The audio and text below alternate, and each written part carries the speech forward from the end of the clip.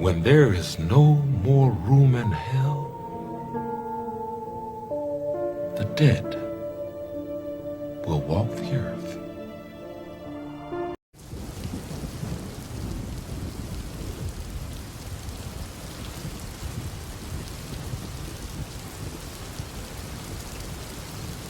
En el Targum arameo de Jeremías 37, porque aquel día será un día grande y no habrá otro como él. Será tiempo de angustia para Jacob, pero de la angustia él será librado.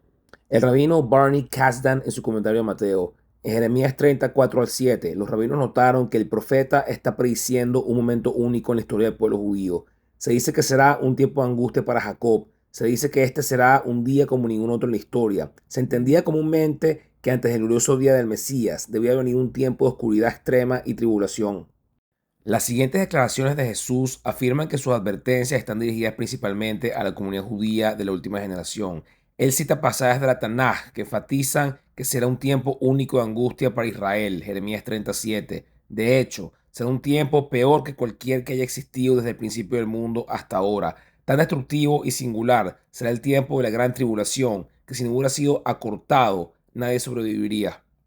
El propósito del siguiente video no es para confirmar o refutar la doctrina de un rapto pretribulacional, simplemente es mostrar de una manera objetiva si esta doctrina tiene algún antecedente o trasfondo teológico antes del siglo XIX.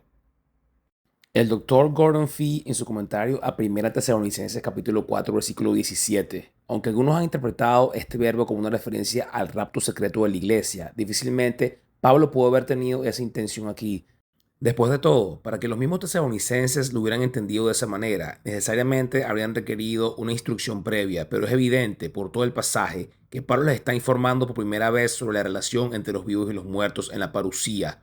¿Cómo podrían entonces haber sabido de un evento que permaneció desconocido en la iglesia hasta mediados del siglo XIX? Sin embargo, el doctor Jeffrey Weima en su comentario cita al respetado erudito Wallace, que sostiene que podría haber aquí cierto apoyo por un rato pretribulacional en la epístola de Tesalonicenses. Sobre 2 Tesalonicenses, algunos exégetas apelando el uso del verbo cognado apistemi en el griego clásico, donde tiene significado de apartarse o alejarse, interpretan el sustantivo apostasía como partida y ven aquí una referencia a la partida repentina o rapto de creyentes inmediatamente antes del periodo de tribulación de 7 años. Además, dentro de la apocalíptica judía, para nadie es un secreto que era muy común hablar de un rapto o de Dios raptando a justos ante una posible tribulación inminente. El doctor Schwartz escribe, se dice que Enoch caminó con Dios y desapareció porque Dios lo tomó.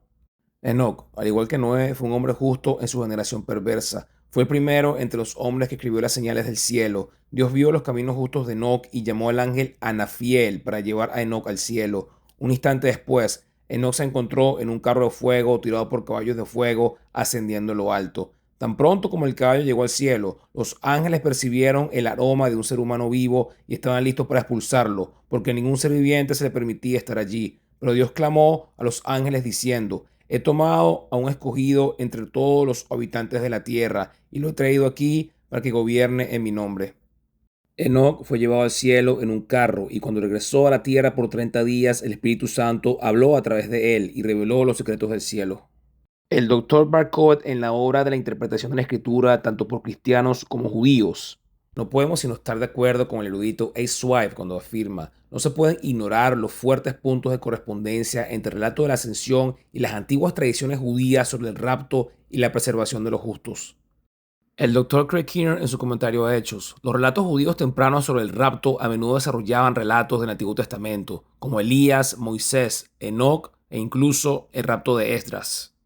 Y vemos estos importantes relatos compilados en la obra de James Charlesworth sobre la apócrifa y la apocalíptica del Antiguo Testamento. Por ejemplo, 4 manuscritos terminan con la segunda ascensión de Enoc. 5 manuscritos son más completos, ya que continúan con los eventos posteriores, incluyendo las leyendas de Matusalén y Melquisedec, donde Melquisedec es raptado al cielo y salvado del gran diluvio, ya que según la apócrifa del Antiguo Testamento, Melquisedec precede al diluvio y es salvado de él. El lenguaje que encontramos en la literatura apocalíptica de la Biblia hebrea sobre el rapto al cielo ha sido adoptado y aplicado a la comunidad santa. No solo la comunidad de los justos tiene el privilegio de contar con seres angélicos que comparten su vida tanto en el presente como en el futuro. sino que además los miembros pueden tomar el lugar junto al ejército celestial en la misma presencia de Dios en el cielo. Otra obra importante del Dr. Chatsworth es de los libros no canónicos del judaísmo y el cristianismo. Un relato importante en el testamento de Isaac, donde él es raptado al mundo eterno. Primero, un ángel lo lleva en un recorrido por el infierno, donde ve los tormentos que sufren los pecadores. Luego es llevado al cielo, donde ve a su padre Abraham. El Dr. F. Bruce y C. Young Kim. El relato del Antiguo Testamento sobre Enoch, quien fue arrebatado al cielo para estar con Dios, ofrece un paralelo cercano a nuestro versículo. En cuarto de Esdras 6:26 y 14:9 se utiliza un lenguaje similar para Moisés y otros justos. Teniendo en cuenta esta información, ¿es posible demostrar un rapto pretribulacional antes del siglo XIX? Uno de los eruditos más importantes y reconocidos del mundo en la actualidad, el doctor Anthony Thiselton, en su comentario histórico a Primera y Segunda Tesalonicenses, él escribe referente al comentario de Tomás de Aquino lo siguiente. Aquino en el siglo III escribe, morirán y resucitarán mientras son llevados en un instante. Tomás concluye, todos morirán y todos resucitarán al mismo tiempo. Sin embargo, Tomás de Aquino califica firmemente quiénes son esos todos. Él afirma, los malvados permanecerán en la tierra que tanto amaron, mientras que los justos serán llevados con Cristo a quien habían buscado. Esto es una versión de lo que se conoce como el rapto en la actualidad.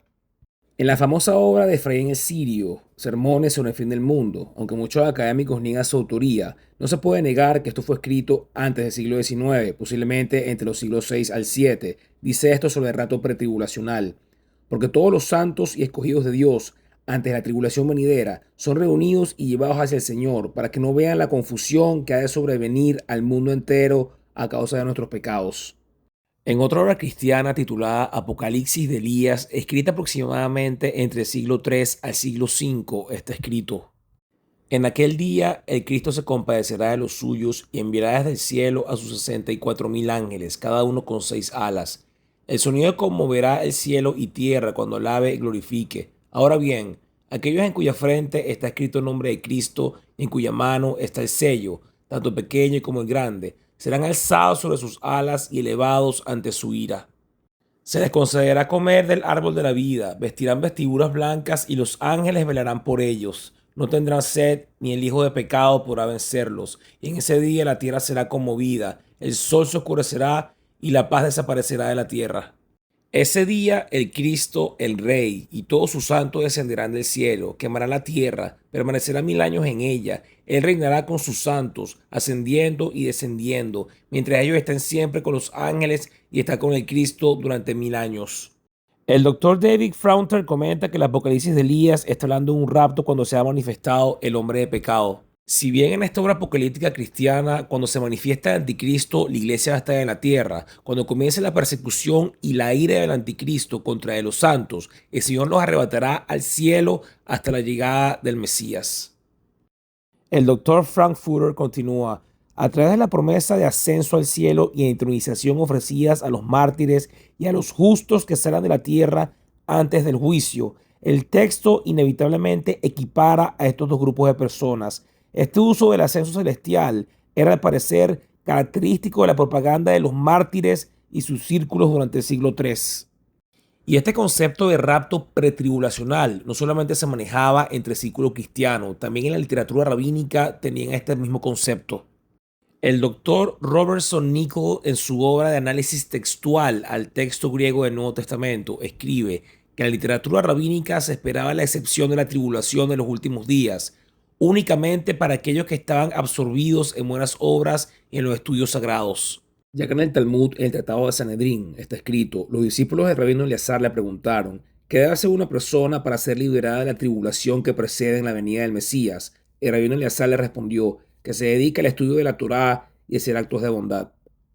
En el Tratado de Baba Batra, citando Isaías 68, la Gemara continúa analizando la declaración del rabino Yohanan, y para que no digan que no hay incomodidad en ascender a un lugar tan alto, el versículo afirma en una profecía que describe el regreso del pueblo judío a Jerusalén.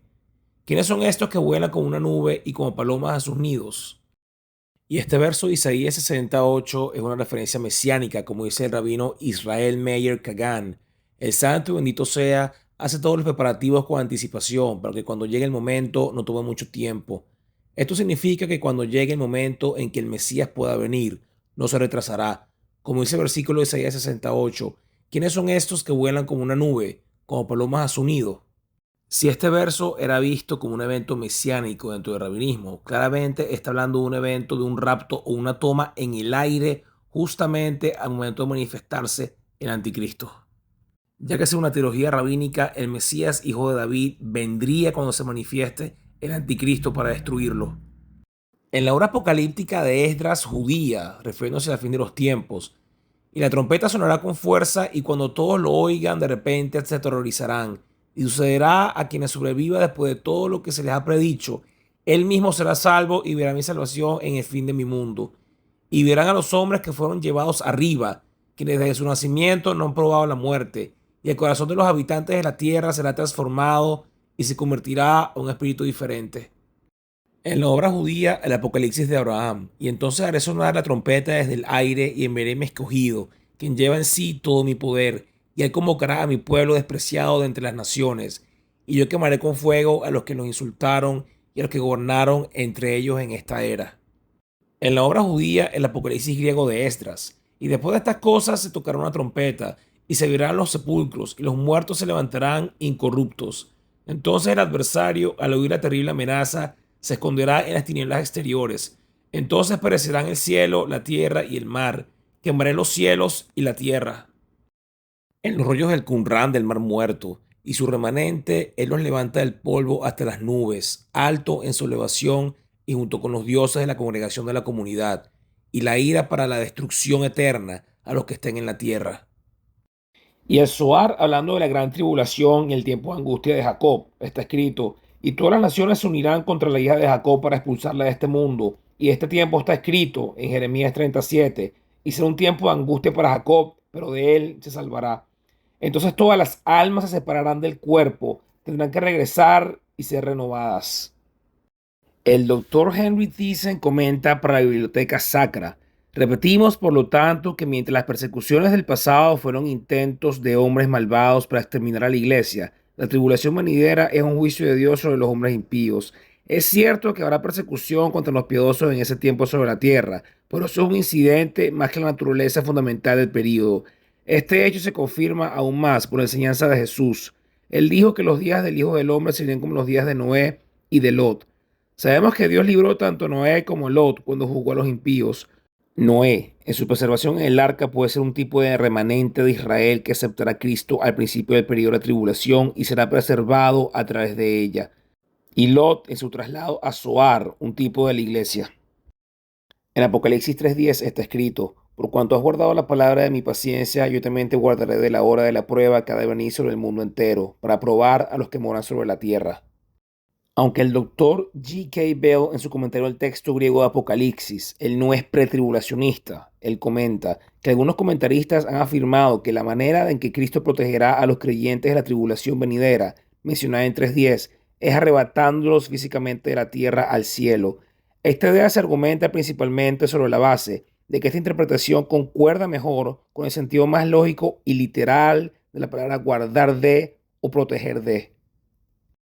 El doctor Craig Costa nos dice que los intérpretes dispensacionalistas sostienen que los creyentes serán librados de esta prueba al ser arrebatados o raptados de la tierra al cielo antes del comienzo de un periodo de tribulación de 7 años que esperan que ocurra antes del regreso de Cristo, siguiendo esto con Apocalipsis 3:10. Si se une este verso de Apocalipsis con el capítulo 30 de Jeremías que habla de la angustia de Jacob y cómo Jacob sería librado de ella, el doctor Jack Lundborn escribe: estos puntos han sido universalmente interpretados como una declaración de liberación divina, siendo leído de esta manera en todas las versiones, antiguas y modernas, e interpretado así por casi todos los comentaristas. Referente a la hora de la prueba de Apocalipsis 3:10, el doctor Grant Osborne nos dice: la hora de la prueba. El consenso general de académicos dice que se refiere a las pruebas finales del tiempo del fin que preceden al escatón, ya que involucra a todo el mundo habitado y por tanto connota una tribulación a nivel mundial. El respetado doctor Robert Thomas, en su comentario al texto griego de Apocalipsis, la postura de que la promesa consiste en ser removidos de la tierra antes de la hora de la prueba está bien fundamentada. Referente a 2 Tesalonicenses 2, versículo 3, y un rapto está escrito: nadie los engañe en ninguna manera, porque no vendrá sin que venga antes la apostasía y se manifieste el hombre de pecado, el hijo de perdición. Referente a esto, el doctor Schuller English escribe: las palabras griegas traducidas como una apostasía son apostasía. De este sustantivo proviene directamente nuestra palabra apostasía. Apostasía generalmente conlleva el significado de deserción, revuelta o rebelión contra Dios. Estos son los significados principales de la palabra según se encuentra en la mayoría de los léxicos. Hay una connotación secundaria en el léxico griego-inglés de Liddell y Scott, a saber, desaparición o partida. Es del verbo que obtenemos el significado raíz de un sustantivo. Apostasía. El sustantivo proviene del verbo apistemi, que significa remover o en sentido casual apartar o hacer que algo sea removido. Es evidente entonces que el verbo apistemi sí tiene el significado de partir o alejarse en el Nuevo Testamento, en un sentido muy general que no está necesariamente especializado en relación con la rebelión contra Dios o el abandono de la fe. El día del Señor no vendrá entonces hasta que el hombre de pecado sea revelado. Y antes que sea revelado debe ocurrir la partida. ¿Partida de qué o hacia qué? ¿Por qué asumimos que esta partida debe ser de la fe? Se ha demostrado que en su forma verbal la palabra con frecuencia significa separación, que no necesariamente implica una rebelión religiosa. Nos hemos basado nuestra interpretación en lo que bien podría ser una traducción inapropiada del sustantivo griego. Y dado que el artículo definido sugiere con fuerza que la partida era algo con que los tesalonicenses estaban familiarizados, ¿por qué pensamos en la partida como apostasía? No hay nada hasta este punto en ninguna de las epístolas de Tesalonicenses que mencione una gran apostasía. Afirmar que aunque el apóstol no escribió a esta iglesia sobre la apostasía, debió haberles hablado de ella, es pura conjetura. El doctor Kenneth West, en la prestigiosa revista académica Biblioteca Sacra, él escribe: apostasía fue utilizada en ocasiones tanto en el griego clásico como en el griego koiné, con el sentido de una deserción, una revuelta en un sentido religioso, una rebelión contra Dios y el acto mismo de apostasía. Liddell y Scott, en su léxico clásico, ofrecen esta acepción con la primera definición de la palabra. Moulton y Milgram citan un fragmento de papiro donde la palabra significa rebeldía. Pero estos son significados adquiridos de la palabra, obtenidos del contexto en el que se utiliza, no su significado original, básico y literal, y no deben imponerse a la palabra cuando el contexto no la califica con estos sentidos. Como en el caso de nuestro pasaje de los tesalonicenses, donde el contexto en el que apostasía está inserta no se refiere a una deserción de la verdad, sino al arrebatamiento de la iglesia. El artículo que precede a apostasía define esa palabra al señalar la reunión con él como esa partida. Este artículo determina el contexto que define apostasía. El Dr. Winehouse escribe en esta obra, donde reunía a los mejores eruditos del mundo en temas de escatología o el fin de los tiempos, comenta lo siguiente sobre el rapto pretribulacional y la palabra apostasía. Existen varias maneras de traducir la palabra apostasía del griego, y rapto es una de ellas, es decir, la partida de la iglesia antes de la venida del hombre de pecado. Entre los eruditos que han adoptado la interpretación de rapto respecto a apostasía se encuentran McRae, Ellison, Lewis, English, Pentecost y Wust. El verbo relacionado con apostasía puede significar una remoción espacial, por lo tanto, es poca razón para negar que el sustantivo pueda tener ese mismo sentido de remoción o partida espacial.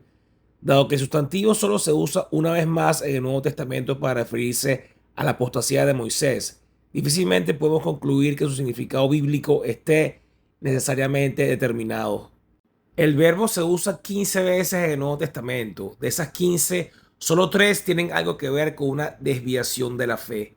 La palabra se usa también para referirse a apartarse de la iniquidad de hombres impíos, del templo, del cuerpo y de personas. La traducción de apostasía varió muy poco durante los primeros 15 siglos de traducción. La Vulgata utiliza la palabra latina disesio, que significa partida o salida. Esta traducción latina del siglo IV, realizada por Jerónimo, representó la comprensión estándar hasta que Beza, miembro del Comité de Traducción de la Biblia de Ginebra, se apartó de la traducción tradicional de partida y en su lugar transliteró el término griego como apostasía. A la luz de la historia antes de Beza, Las primeras versiones en inglés utilizaron el término neutral partida para traducir apostasía, ya sea con un verbo o con un sustantivo, sin especificar si se refería a una partida de la fe o una partida en un sentido espacial. Obsérvese las 7 traducciones y sus fechas que tradujeron apostasía como partida o salida. 1384, Biblia de Wycliffe. 1526, Biblia de Tyndale. 1535, Biblia de Coverdale. 1539, Biblia de Cranmer. 1576, Biblia de Bridges. 1583, Biblia de Beza. Y 1608, Biblia de Ginebra. Tengo mucha más información que compartir y fuentes académicas para citar, pero como dije al principio del video, esto va a ser un análisis objetivo de la doctrina de un rapto pretribulacional. El objetivo de esto no es ni aprobarlo ni refutarlo, simplemente mostrar las fuentes disponibles. Gracias por ver este video. Dios te bendiga.